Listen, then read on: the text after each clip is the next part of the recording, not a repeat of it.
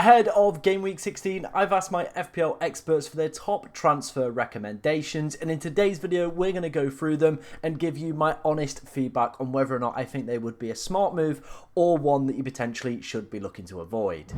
Now, before we dive into today's video, of course, if you do enjoy any of the content that you see on the channel, please be sure to like, comment, and subscribe, as we are trying to hit 11,000 subscribers by the end of the year, and it is only possible with your guys' amazing support. Let's first off start with our first expert's recommendation, and it is going to be Alexander Isak. I feel like potentially might have influenced this one a little bit with some of the strong leanings I had to him prior to the Game Week 15 deadline. I think the next few fixtures on paper from an attacking standpoint are still pretty decent coming up for Newcastle United as well. Obviously Leicester and Ipswich being some of the worst sides in the league for XG conceded, but then Villa as well, they've only kept 2 clean sheets so far. Manchester United still looking a little bit ropey, obviously with the result this weekend going in the favour of Nottingham Forest. Still seems like there's quite a few defensive issues that they've got to deal with. And again, Tottenham, an absolutely crazy game. Obviously, I'm filming this on the Sunday. Absolutely crazy game at the Tottenham Stadium today. Again, I could see Alexander Isak and Newcastle pretty much probably scoring in every single one of those games. Over the past 5 appearances he's made, as you can see here, pretty good data to go with it. 5 goal involvements, plenty of shots in the box, really good underlying data as well to go with some big chances and chances created. And I just think Leicester and Ipswich are obviously the golden fixtures, but I think post the Villa, United and Tottenham ones, there's also even further kind of a flurry of 4 or 5 green fixtures as well. So it could be a really good long-term hold in your team. So I'm in a full agreement with my FPL experts on this one. I am obviously looking to get Alexander Isak into my team instead of Johan Visser. Obviously, it's a bit of a big gamble, but those Leicester and Ipswich games are really tempting. And obviously, if we look to the 11FI projected goal involvement model, which we covered in yesterday's transfer targets video, I obviously saw that Alexander Isak was one of the highest during this Game Week 16, of course, taking on Leicester. So could be a really good player. I imagine the bookmakers data, when that comes out as well, is also going to be very strong, leaning towards Alexander Isak getting some sort of goal involvement in Game Week 16. So big thumbs up from me for that pick from the experts. Let's head on then to the next pick, and it is going to be Enzo Fernandez. Now, if you've been around the channel for a little bit, you know my feelings towards Enzo Fernandez. I said it today in the knee-jerk reaction stream. I was getting a little bit of grief, obviously, because I've not really been telling people to go and buy Enzo Fernandez. I think for the price point he is, obviously he's doing exceptionally well at the moment, but if I was to pick between him and Morgan Rogers, I think Morgan Rogers is going to consistently, over the probably, I would say, the course of the season, pick up more attacking returns than Enzo Fernandez. That's just the way that I'm seeing it at the moment. I don't watch the games and think, yes, Enzo's getting into the right positions. It seems like he's just getting a little bit lucky, scoring quite a few goals on the edge of the box. As we can see, his expected goal involvement isn't exceptional for a player that scored 3 goals. A massive overachievement. We're seeing he's only had 5 shots as well. He's only had 3 of those coming inside the box as well. So there's, 2 shots on target, 3 goals as well. That kind of sums it all up for me, to be honest. I think,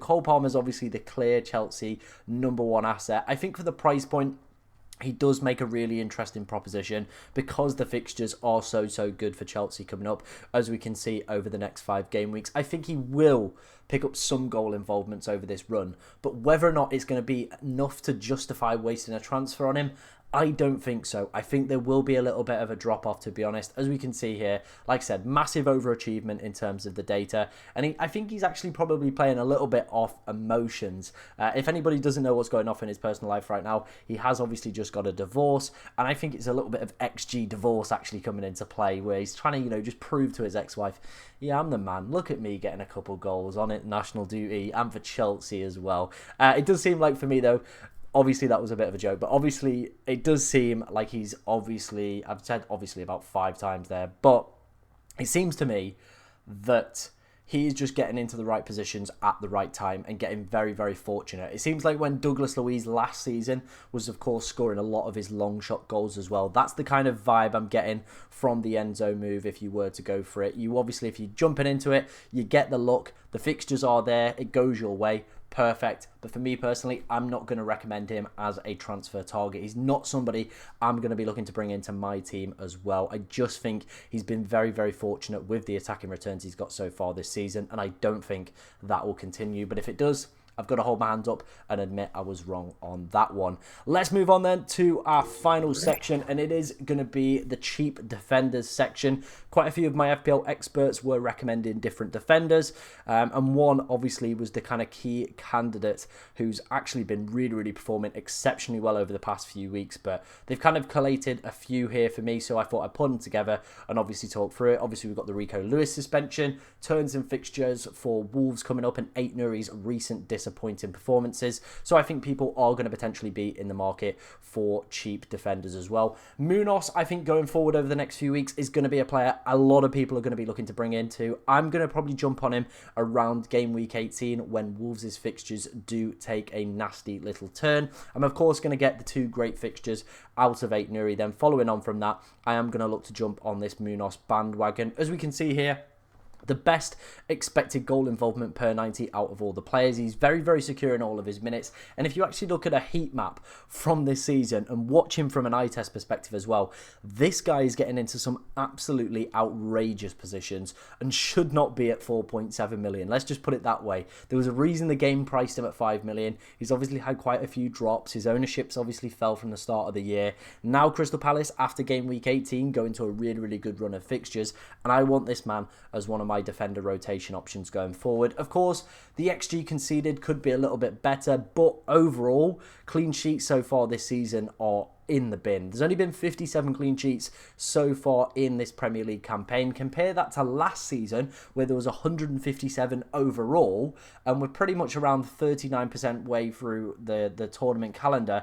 So we're probably not going to hit that 157 target at the moment with there only being 57. So it looks like there's going to be even less clean sheets than there was this season. The season before that, there was 208, I believe, as well. So overall, what we're seeing in terms of the Premier League trends is less and less clean sheets, which is where a lot of defenders do make their bread and butter up. It is from clean sheets, but it's seeming to be a little bit of a thing in the past. Defenders this season are scoring quite well from attacking returns, and I think Munoz could be one of those players that we are looking to jump onto in the next few weeks. Anthony Robinson has been really, really good this season. As of Fulham, as you can see, they're third for XG conceded.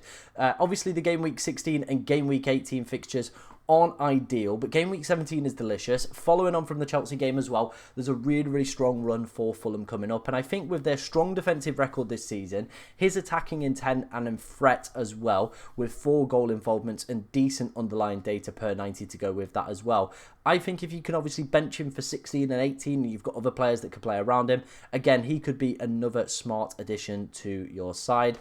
Kirkes was a player that I brought in this week, was very, very unfortunate not to have came away with an attacking return. Obviously, he played a beautiful ball across the face of the goal for Tavernier, and Tavernier missed the shot with an expected goal value of 0.94. So that kind of sums up how unlucky Kirkes was to come away with anything. Obviously, Bournemouth are about to go on this pretty decent run. Again, harping back to the 11FI data we saw in yesterday's video, with clean sheets coming up, Bournemouth are one of the best teams over the next 5 game weeks, and definitely a team I would be considering, not only from a defensive standpoint, but also an attacking standpoint as well, with some of their players looking exceptionally good so far this season. So again, another one I'm really, really happy about. Lewis Hall, again, the Newcastle fixtures, we went through them with Alexander Isak. I think the next 2 are great for defenders. The following 3 probably going to be a little bit more difficult as well. The Villa game is at home, but Newcastle haven't been great defensively so far this season. 8 for XG conceded. It's not the worst in the world. But again, I think once you get past the Ipswich game, you're probably going to be wanting to bench him for 3 weeks. So again, you are going to need some cover for Lewis Hall. I do think he's an okay option at 4.4 million, maybe if you're on a wild card, or looking, like I said, for a potential Rico Lewis replacement with 2 nice fixtures coming up. And obviously, if you've got bench cover in 18, 19 and 20, I think you will be okay, to be honest. And then the final player is going to be Levi Colwill. Chelsea, defensively, 5th for XG conceded, pretty good. But how many are they keeping? Very, very little. And I think there's one big man who obviously has to contribute towards that. It is Robert Sanchez. If you see a lot of Chelsea accounts were tweeting today, get that man out the goal. He was horrific at times. Obviously, his distribution is really, really sloppy, leading quite a few errors, and obviously putting that Chelsea backline under threat. I think they'll probably be in the market for a goalkeeper come January. That's my personal opinion, and if they're not, they're probably wasting their time with him, to be honest. They need to be getting another goalkeeper, and I think that is obviously hampering the likes of Levi Colwell, Gusto, Cucurella, if you've got him as well, is really, really hampering them as potential prospects as well. Obviously, the Chelsea fixture run is incredible. It goes pretty much all the way up until game week 28, so I really, really like Levi Colwell as a cheap defender option, but I think as long as Sanchez in goal, there's probably going to be quite a few Chelsea clean sheets that are going to be missed out on for me personally, which is a massive shame when you do have some quality players, especially at bargain bottom prices as well. Compared to the other defenders as well, he does have the lowest expected goal involvement, and I wouldn't really be expecting anything out of him so far this season. He had a little bit of a half chance today, and I think it was actually the best game he's had in terms of expected goal involvement this season, but overall I wouldn't be expecting that from a more consistent basis. I think he's a nice 4.5 million, but when you've got people like Munoz, Robinson and Kirkes all getting a little bit more involved in attacking threat, I think they're probably going to just slightly edge it if I was to pick any of the defenders from the experts kind of picks here. Like I said, Munoz is going to be one of my top picks going forward. If you want to get in on him early this week, Brighton away isn't the worst fixture in the world. Arsenal, you're probably going to need to bench him. But following on from that, game week 18 and beyond is absolutely exceptional for the Eagles. And I think he's going to be in a lot of people's teams and probably going to be the ideal Nuri replacement. That was the FPL Experts series. Obviously, if you want to get involved, go and follow me over on Twitter at FPLTom_. If you enjoyed today's video, make sure you're liking, commenting and subscribing. But thank you very much for watching today, ladies and gentlemen, and good luck in game week 16.